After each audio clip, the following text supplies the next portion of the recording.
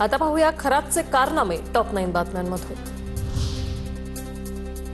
बोंधू अशोक खरातने सावकारी व्यवसायातही मोठं जाळं निर्माण केल्याची सूत्रांची माहिती।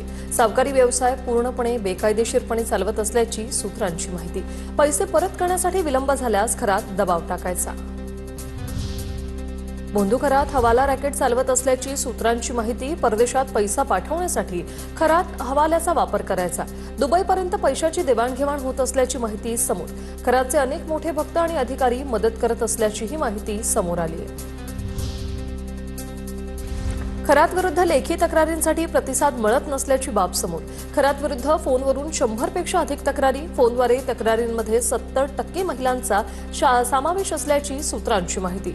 तर लेखी तक्रार नोंदवावी यासाठी एसआयटी अधिकाऱ्यांचे प्रयत्न सुरू आहेत। बोंधूबाबा अशोक खराचा शस्त्र परवाना तात्काळ निलंबित। जिल्हाधिकाऱ्यांचा मोठा प्रशासकीय निर्णय। गंभीर गुन्ह्याच्या पार्श्वभूमीवर परवाना निलंबनाचे आदेश। बोंधू खरात प्रकरणात पीडित महिलांचे व्हिडिओ व्हायरल करणाऱ्यांविरोधात कारवाई। नाशिकसह वेगवेगळ्या ठिकाणी 74हून अधिक गुन्हे दाखल। व्हिडिओ व्हायरल न करण्याचे नाशिक पोलिसांचं आवाहन।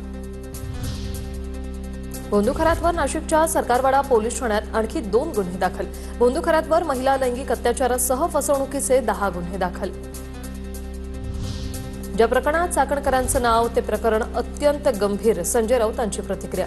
खरात पंचमहाभूतांपैकी एक असावा, सगळीकडे तसा वावर होता। तिथे जाणारे मंत्री कोण होते ते फडणवीसांनी जाहीर केलं पाहिजे। संजय राऊतांची मागणी।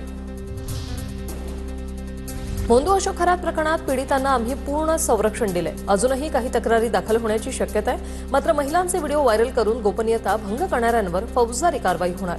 मुख्यमंत्री फडणवीसांचा इशारा। खरात प्रकरणात सुनील तटकरे चाकणकरांना सह आरोपी करा। चाकणकर तटकरे खरातच्या संपर्कात होते। कोकाटेंना मंत्रिपद मिळू नये म्हणून खरातने तटकरेंकडे आग्रह केला होता। विकास लवांडेने केला दावा।